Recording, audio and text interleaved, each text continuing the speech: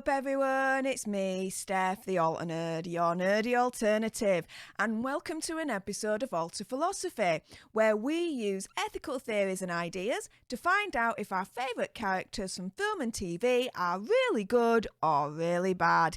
Just remember though, one person's bad guy is another person's good guy. Morality is relative. Also, as a side note, subscribe to join the Alter Nerd tribe. Oh yes!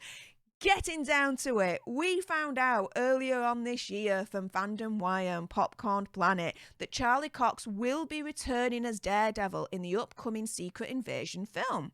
We also know that as a character, Daredevil is highly religious as a Catholic.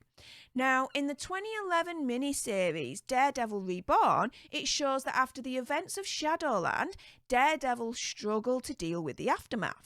He travelled to a town and was introduced to a powerful drug dealer called Calavera, who has the power to bring people's fears to life, which he uses on Daredevil. Daredevil then finds himself in an alternative universe where, amongst others, he kills Spider-Man. In this scenario, where he kills Spider-Man, is Daredevil a good guy or a bad guy? Let's have a look at something called the Divine Command Theory.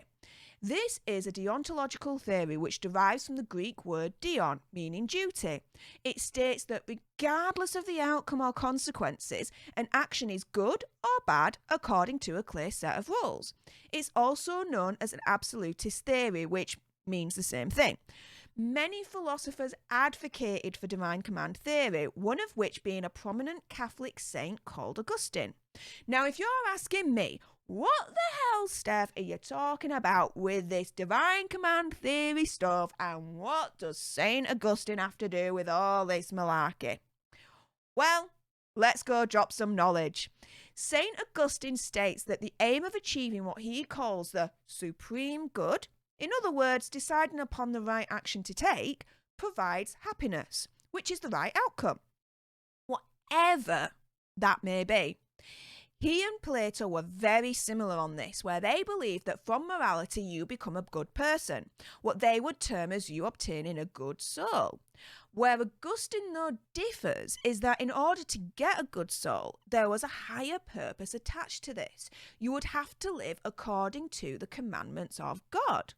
So in a nutshell, Augustine's ethics are derived from divine command theory. So when you follow the commandments of God to become a good person, that's good.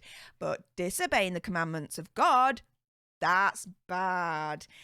Now, as with other religions, Daredevil's Catholic Church believes in following the 10 Commandments handed down by God, one of which states, do not commit murder.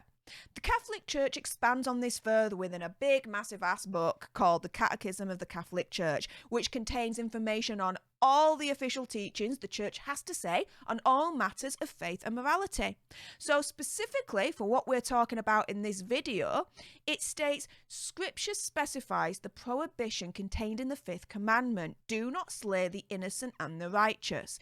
The deliberate murder of an innocent person is gravely contrary to the dignity of the human being, to the golden rule, and to the holiness of the Creator. The law forbidding it is universally valid. It obliges each and everyone, always and everywhere. So going back to our main question, with Spider-Man killing Daredevil under the influence of Calavera, does that make him a good guy or a bad guy, based on Augustine's divine command theory? Well, yes, he may have been under the influence, but getting down to brass tacks here, he committed an act where he disobeyed one of God's commandments. He killed an innocent and righteous person, Spider-Man. Therefore, we can conclude that under this scenario, Daredevil is indeed an evil person. And after all that, which character and scenario would you like me to philosophize and ethically analyze next? Let me know either in the comments down below or reach out to me on my social media at Stef Alter Nerd on Twitter or Instagram.